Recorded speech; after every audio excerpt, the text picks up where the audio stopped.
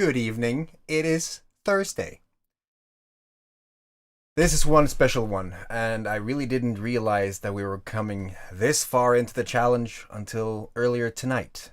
Today, we're going to share the first time I ever shared the horrible disaster that actually got me to where I am today. Where I torched a mall and I received $4 million in debt. In many ways, that's what started my journey after the blood clot, which was kind of the reason I even was at the party that ended up with me burning down the mall. But I'm not going to spoil anything. You're going to see the video with me, and it's a 20-minute long video, so this might need some editing. But just to keep things short and that we can go straight into the insights and whatever we are doing after the videos, let's just jump straight to it, shall we? I will start this thing and enjoy.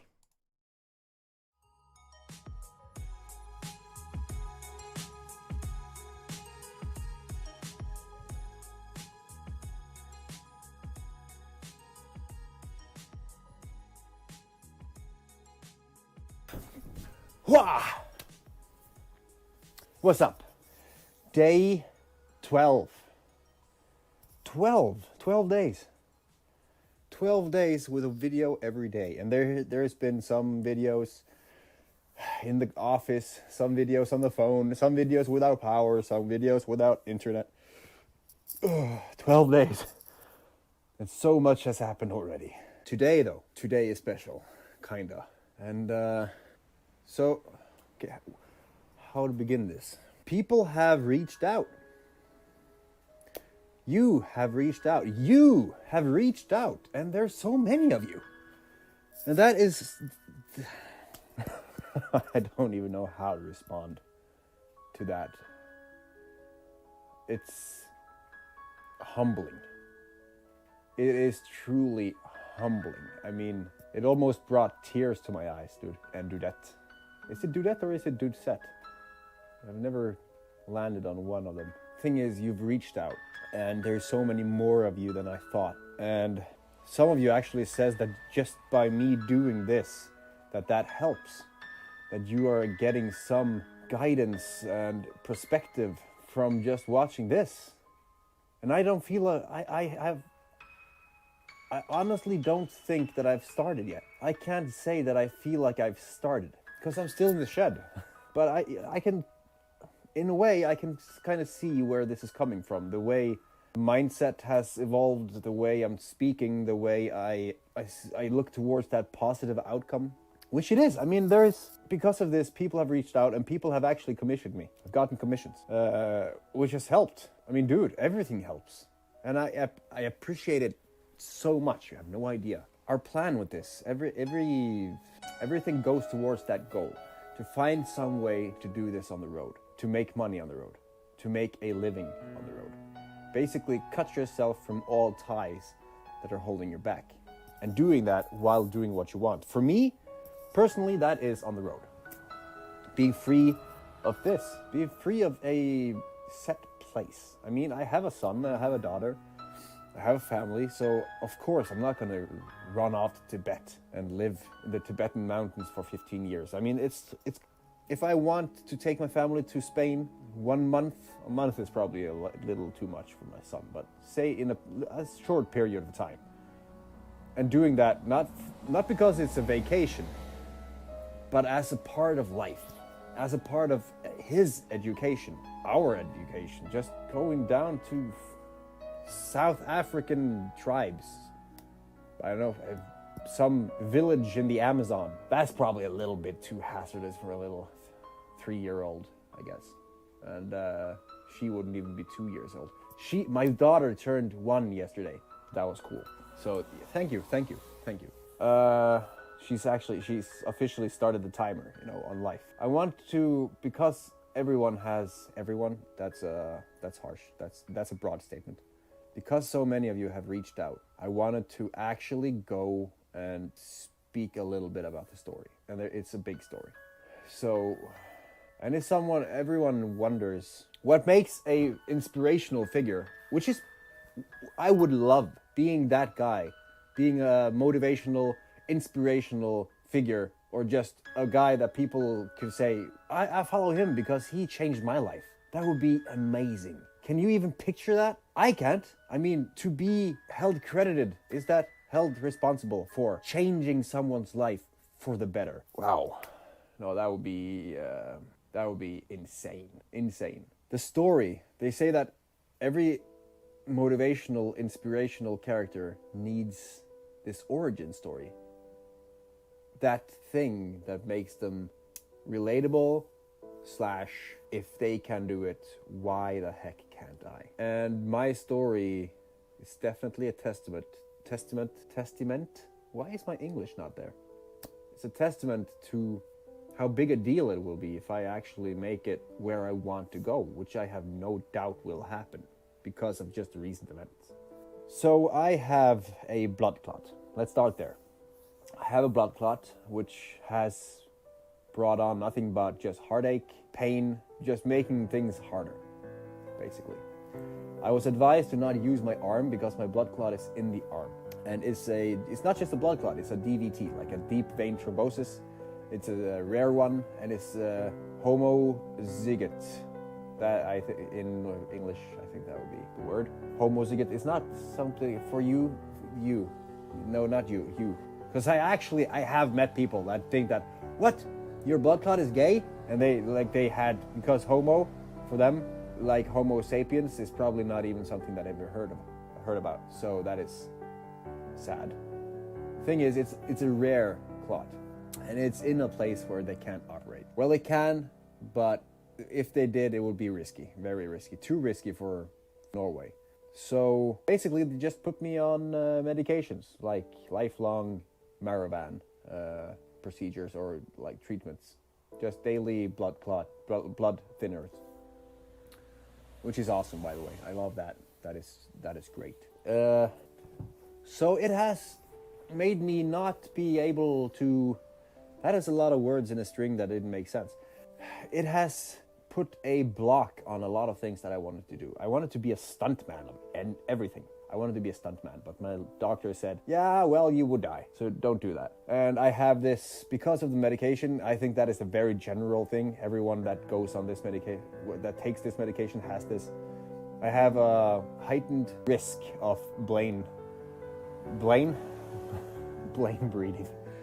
bleeding if I get hit to the head or something. Basically, if I hit my head that hard that I'm starting to bleed inside, I have a heightened death probability, I guess. So I got this in 2005, and I have had it since 2005, and I haven't been able to keep a job at all. Like, I had one job for 2 years at a factory. Those were 2 years of just pain and bullshit and just, not cool. The thing is, it would be with any physical things I do, the arm would respond in a negative way, giving me insane pains, making me pass out, just dizzy, not being able to do anything, not very productive for a work environment.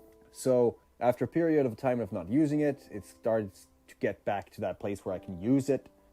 But then again, you get so tired of just sitting at home all the time. You want to do something. Thing is, I can't do what I want to do. And if I do what I want to do, there was always this risk of losing everything of the financial aid from the government, which is what this is all about, trying to get out of that rut. So we are there. That blood clot will never walk away, so we will just have to adapt and work around it. Find something that we will be fulfilled by, at the same time that we don't risk our lives doing it. Now, in 2007, I had the, 2007, I had the misfortune of being reunited with one of a dude from the family's past. And we drank and we partied and just did not give a shit whatsoever. It came to the point where my house, or my shack, more or less, it was actually a little bit nicer than this shack, where we had parties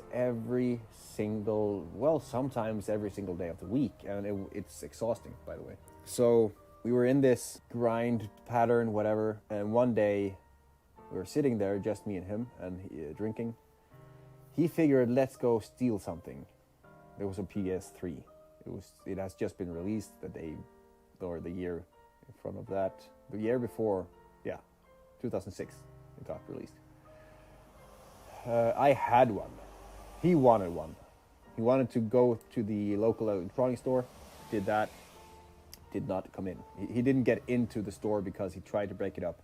He tried to bust down the door. Nothing really worked. Drunk as we were, it was a good idea to call off the cops in case they came, which was done by calling in a fake traffic accident so that they came, so that they had to respond in the county next, or the town over. So they were kind of a long way over or away. They were kind of a long way away from us, making us work in peace, basically. While they were away, we figured out, you know what, you're not going to get in here. There's no fucking point. Just give up. We went over to this mall. He said he was going to go in there instead. I said, they don't sell PlayStation 3s here. I lived here for big portions of my life, so I know this for a fact. There's no PlayStation 3 in there. Okay? He didn't listen. We went over. I was drinking this herbal, that sounds like a cannabis thingy. It's not. It's just this spicy drink called Old Danish. I haven't had that since that day. And I was sitting on this pallet stack, really bored out of my mind, while waiting for him to just give up, because he couldn't get in there too.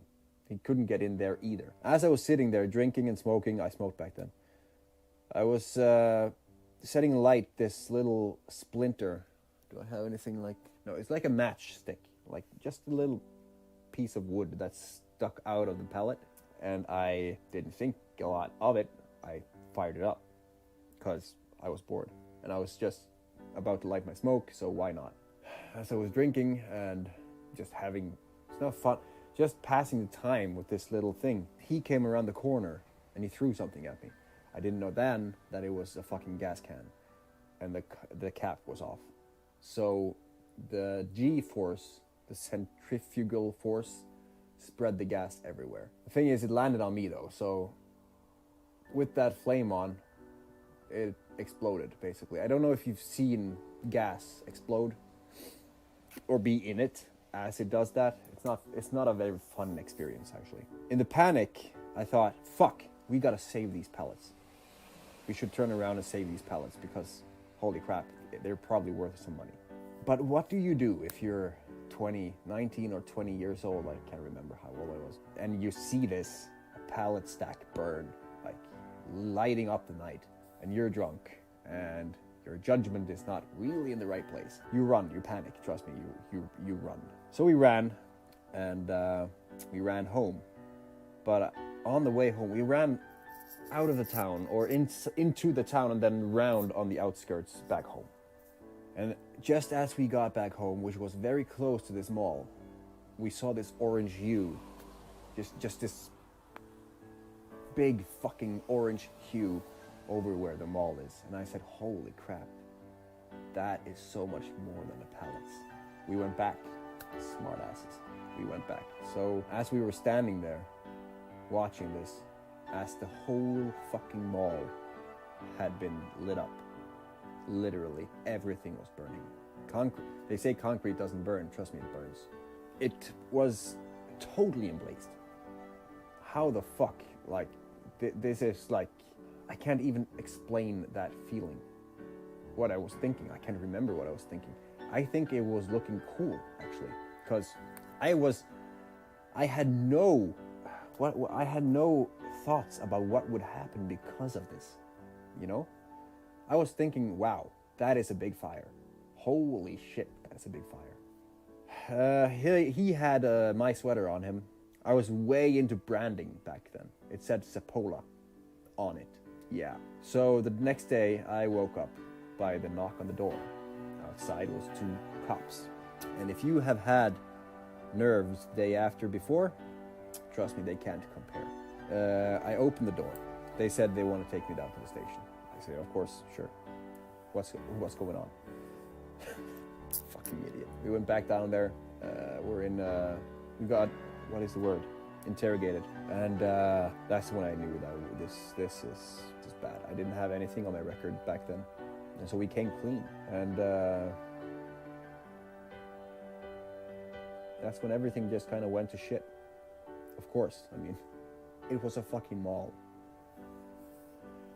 So We were driven to jail. We were there for a little bit. I think it was 2 weeks or something. As we came in, the fire was on all of the news outlets. So I couldn't help but being... Okay, so we were in the jail and I couldn't help but seeing the fire everywhere because, well, every news outlet was streaming it. Now, we were there for I think it was 2 weeks. No priors, this was basically a drunken accident. Horrible, horrible drunken accident. And we got out, but during that day, during the time when, between coming out of the jail, I know this is probably not normal procedure in the US, but we got out while waiting for the trial. During that time, I thought, holy fucking shit. How am I gonna pay this? My life is ruined. My lawyer, if you're watching this, dude, you should be disbarred. He fucked with my mind because he went out to the newspapers and said my client is basically a death victim for life. His life is ruined. He will never be able to do anything. He's done. Of course, I thought that too because he said it. And I had just burned down a mall, and the total damage was in the upper ranges of $5 million. So it was bad, And I didn't have any income at all. The RMS pretty much fucked me over. In this desperate fucking turns of events, I hooked up with another friend, and he was also kind of this, could we call it a risk taker, as I was. So we clicked right away, and we started to do drugs, or not do the drugs, we sold them. Started with hash, and that escalated to just everything, gun charges, and holy shit, there was so much shit that happened during those times. And so of course we got taken down for that too, because this escalated to fucking armed robbery. 3 of them. And by that point, we were so far down the hole.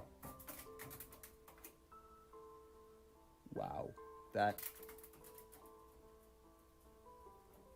is creepy as shit. I think something big just went over the roof. We were down the rabbit hole, and we did not see the difference between right and wrong. There was no problem walking into a lumber store and just stealing stuff, because we wanted to build a headquarters, an office for this criminal empire of ours. And we did so much stupid stuff just in the influence of just by the media called us fucking kingpins. There was this phantom page, I can never forget that. There was like 50 phantom drawings on a page, whereof 2 of those 2 on the top were red. Everyone else was black. Those 2 on the tops were like the leaders. One of them set fire to a mall in 2007.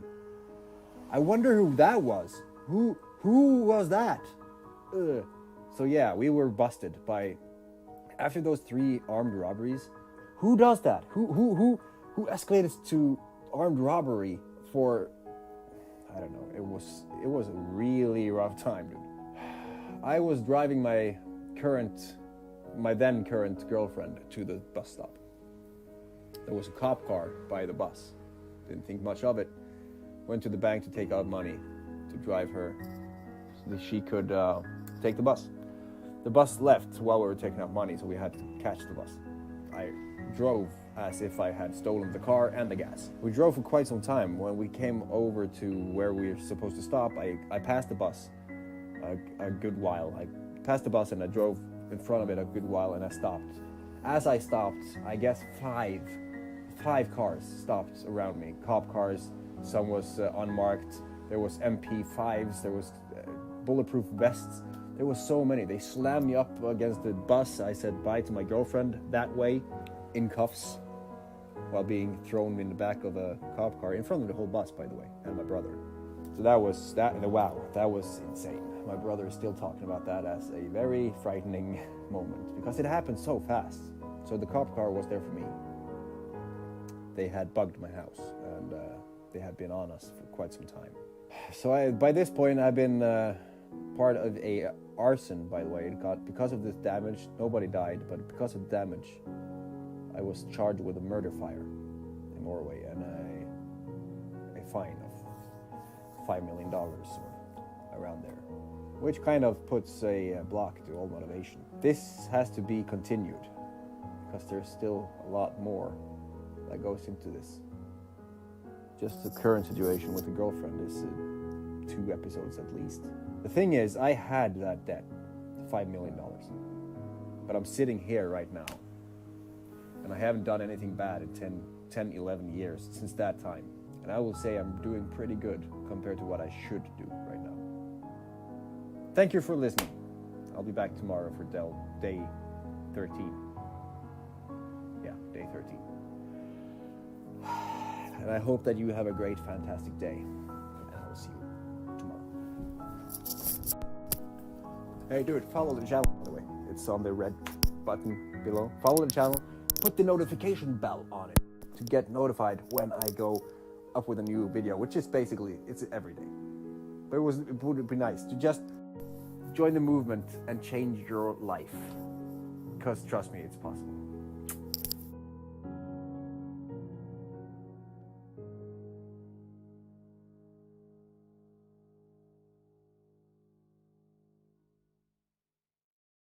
That was actually quite intense for me. I don't know if you saw that, but I almost teared up a few times.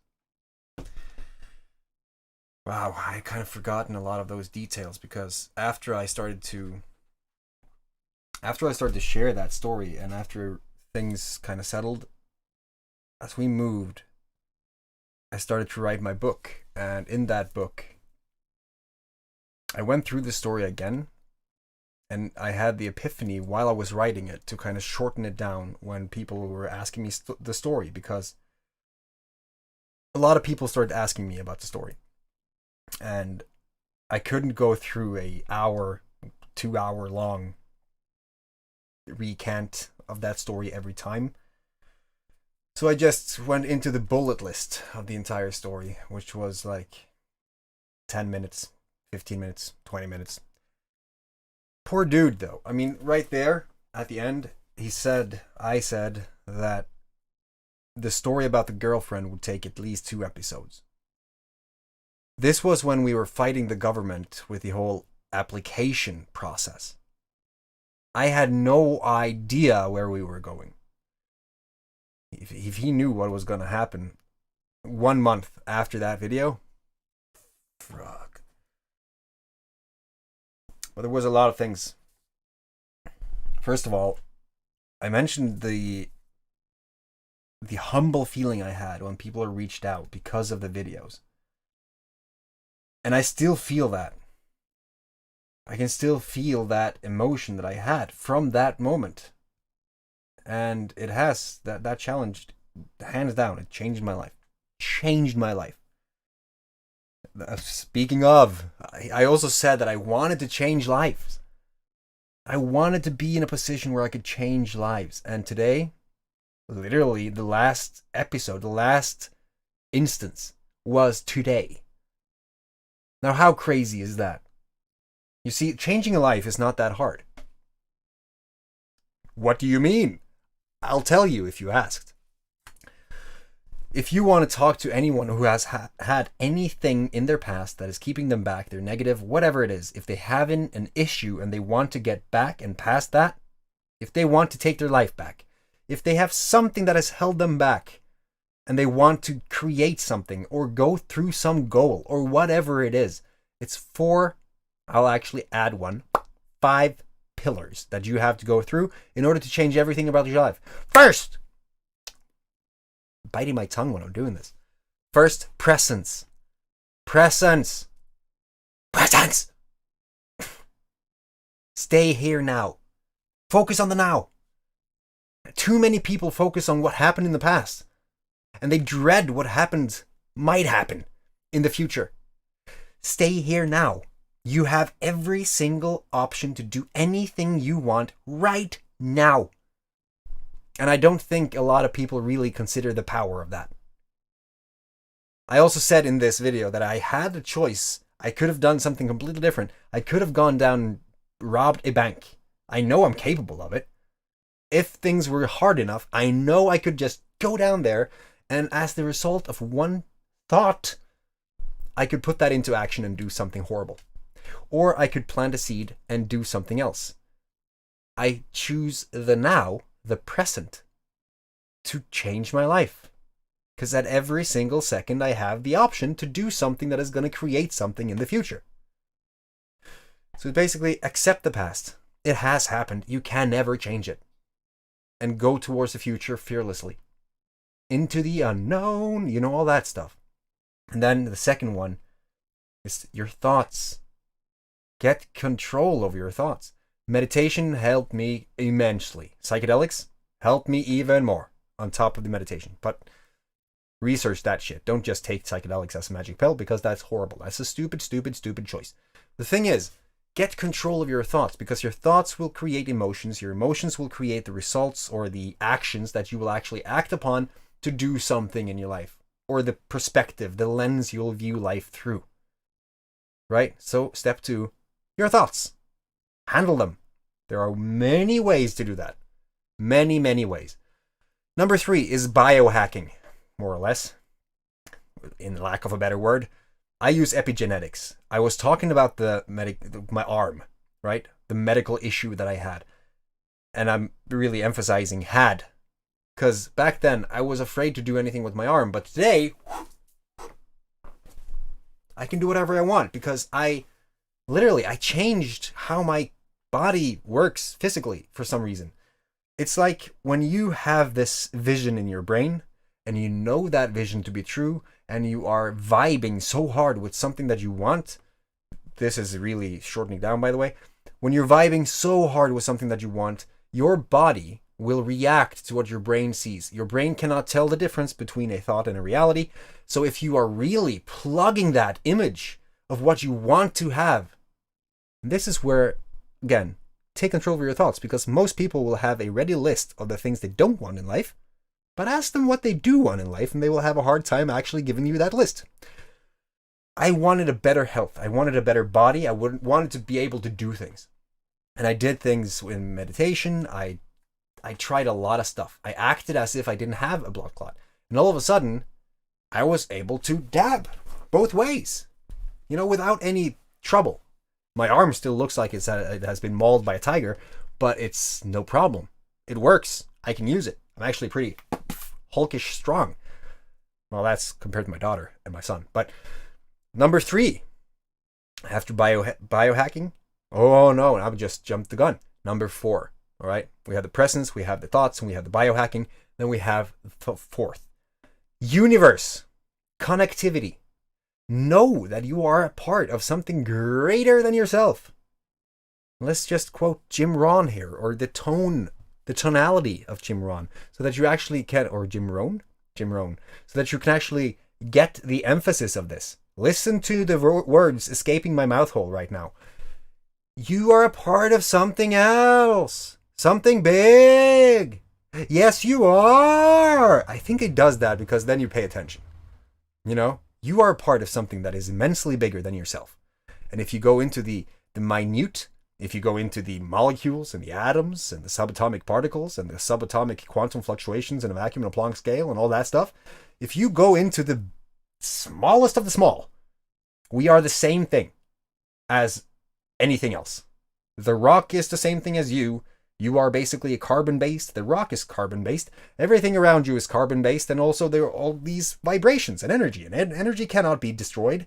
And because of that, you're just a energy trapped in a vessel, or a energy within a fixed position throughout the duration of your meat vessel. But going beyond that energy that encompasses the earth, we've talked about this a lot of times, the Schumann resonance, the whole electromagnetic field, everything around us. If we go really deep in it, you are it. You are the universe is you. And I actually have a podcast episode called The Science of God on The Shift on Spotify. You should definitely check that out if this seems interesting, because if you go into this, as a lot of people have, then the law of attraction is not something that is just woo-woo. The law of attraction is real. You attract what you give out. Energy attracts more of the same. And if you are positive, go-getter, if you have visions and goals and you're ambitious and you're positive as you're going through pain and shit, and you're basically keeping yourself aligned and accountable, that energy, that vibration that you put off will just come in return. And for you who's like, nah, this is woo-woo, think about it like this. If I call you a motherfucking whiny bastard, then you would not want to talk to me. You wouldn't want to spend words with me. But if I came to you as a respectful human being, and I listened to your thoughts, and I offered you my insights, and if I could help you, I helped you, and I said, awesome to meet you, brother. I love having you in my circles. Come here, give it in. That was me and my brother's secret handshake. But the thing is, if you come at people with love, well, then why should they react any different? If they react with pain or anger towards you, then they have something to work on. But it's not you. Keep up that good vibe. And if you do that, and you just keep on doing that, you are going to attract the people that you need in life because they like you. It's not woo-woo. It's logic. You know? Be a good person. Be kind. Gandhi said that.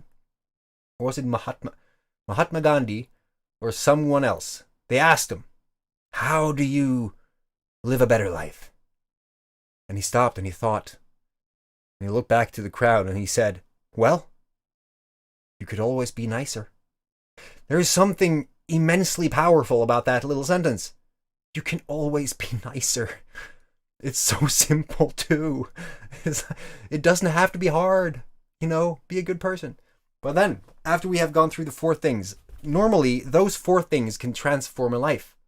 They can transform any life. Of course, if you're talking to people, they might get those points, and then you have to work on each individual points and the milestones within each points to actually make them implement the things that has to create new habits or create a new routine that is going to make them actually create a constructive life of positive thoughts or realistic thoughts where you can handle the negative and you can actually create the positive and you can design your future and your life. But then you have the 5th, which is what I work with in the other company. Basically helping people sell their knowledge online. That's it. If you're a dude who knows something, then sell that online and create a lifestyle that you want. It sounds so simple, but it's not. You have to go through some mindsets barriers because people think that they are not capable. People think that they cannot do this because they are them. Lots, all the excuses in the book. But the thing is, you are capable of basically utilizing the common, normal, modern technology that everyone has access to. That instead of sitting there and tweeting about why you're feeling shit, you can actually go in to Amazon and buy a book on some skill or whatever it is. You know, we all have the power to use the internet for whatever we can use it for. And because of that, building that business that is you, your authentic value towards the world, and having a goal that is worth fighting for, and the other 4 things, transforms lives. But I digress, he says 10 minutes after the fact. See, these things, now I change lives on a daily basis. I talk to so many people every day. And it's my job. And I love it. Now, if I knew that in 2018, I would not be here today. Because I would probably do something to kind of get to that goal faster and I would fuck it up. It comes when it has to come, okay? It comes when you have put into the effort of how you make the effort and you're going to get results, basically. Let's go down the list of notes. The music was not matched in that video we just saw. I did not know a lot about composition. I did not know a lot about editing. Although I did have a lot of jump cuts. But there was a lot of things that I could have done differently. The type of music. Now, I did like the piano thing in the beginning there, but it was not matched with the whole narrative.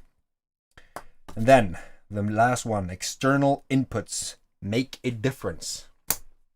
My lawyer said that my client is going to be a debt victim for the rest of his life. equally like this is like a lot of therapists and school guidance counselors, or whatever you want to call it, people from the system. They do not know what words are. All right. Vikings, the Norsemen, I guess, they said that words are magic.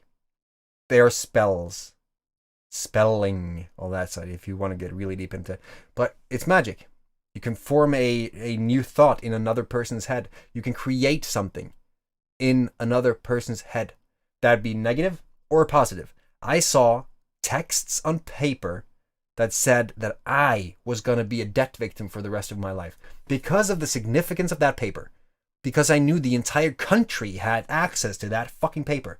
And because I knew that it was basically being portrayed on the TV every single day, that headline became my reality.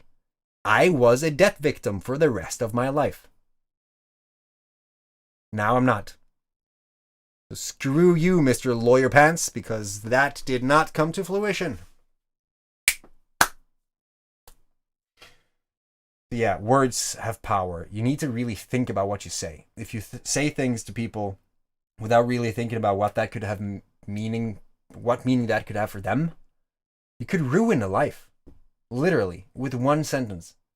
Which is insane. Which is why we should really think about how fucking powerful it is for us to be able to share our thoughts. Be that through a phone, or Twitter, or Pornhub, or just talking. Just speaking to another person. Where you can actually say something that you have inside of your mind, and you can clearly communicate that to another brain, forming some sort of a meaning inside of that neural pathway, and all of a sudden, they understand what you are thinking. You know, we talk about telepathy, we're talking about all these things, but we don't really realize the fucking magic of being able to talk. Being able to speak your frickin' opinion. And now, with the technology that we have today, I have this video. I could put a bunch of money into this video, cut out just the last 2 minutes of it, and then share that with the world if I wanted to. See, that is magic. That was not possible before, but that is possible today. So if you have something that you want to share, you should share it if it is something that could actually add value to another person's life. But we have had, this video has gone on for 41 minutes, so I have to leave you. And I appreciate you for being here. And I love the fact that you're still watching. Thank you. All right. I'm being influenced by my former self. Interesting how that works. I haven't really gotten to that yet in the video series that we're watching, but it will evolve. All right. See you in 1 week. I love that you're here. And I hope that you're taking something out of these videos, because seriously, shit can happen if you make the intention to do so. You can create a dream reality. And that's what I want for every freaking soul that watches this. And I will show you the results. And now that I have 100 days worth of me trying hard. And I have my current situation to prove it. So, it's amazing. It has been fun. And I will see you in the next one. Peace out. Take care of your freaking family.